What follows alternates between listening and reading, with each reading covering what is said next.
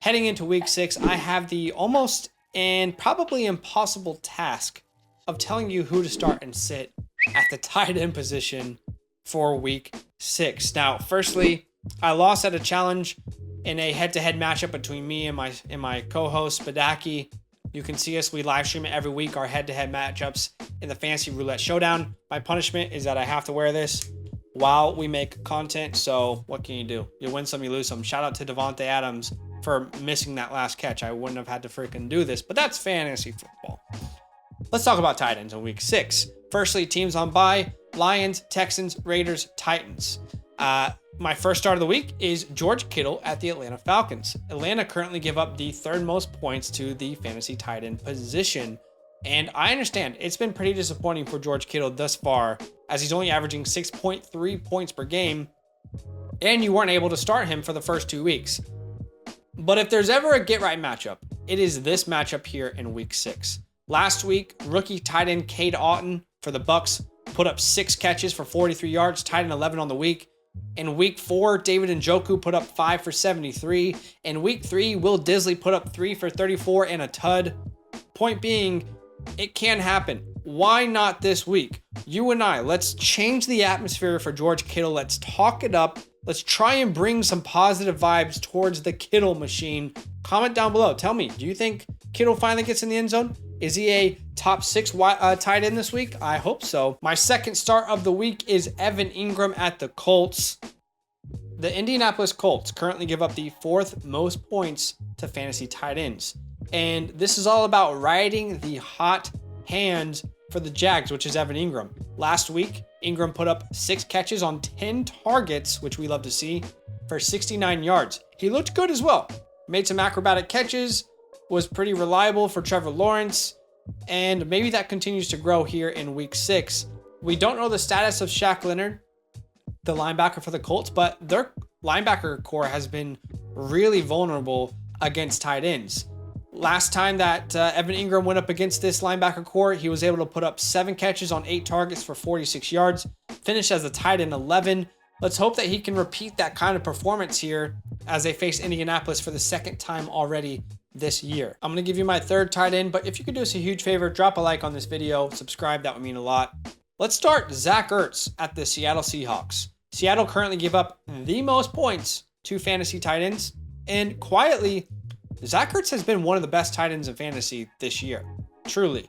Outside of Kelsey, outside of Andrews, he has been the most consistent tight end out there. He hasn't scored under 10 fantasy points in a week yet, and he's averaging 8.2 targets per game in an offense that is throwing the ball the 2nd most times per game in the NFL. Now he goes up against the Seattle Seahawks, who are getting exposed by tight ends. You can call last week a fluke with Taysom Hill, like I completely understand. How about the week before? TJ Hawkinson was the highest scoring fantasy player in all of fantasy against this team. Tight end 1. And now you look for Zach Ertz to probably not repeat that exact performance, but at least give you 10 to 15, 16 points this week. This feels like a very good matchup for Zach Ertz. Take advantage of it. My last start of the week is Irv Smith at the Miami Dolphins.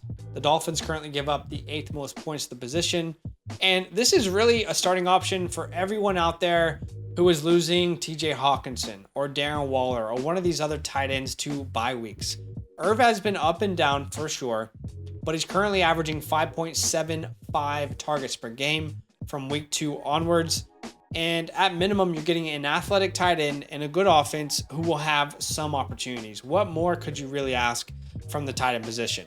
Last time out, he had 4 catches for 42 yards. I mean, look, I think a lot of us who are missing tight ends right now would easily and happily accept over 8 points at the tight end position.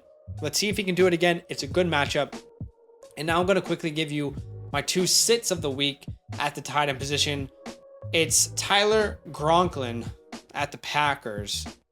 Packers are really good against tight ends. They give up the 3rd fewest points.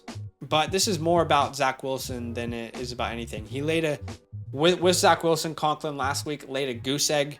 Only had 1 target. This is not someone that you can reliably start at this point. We need to see consistency with his current starting quarterback.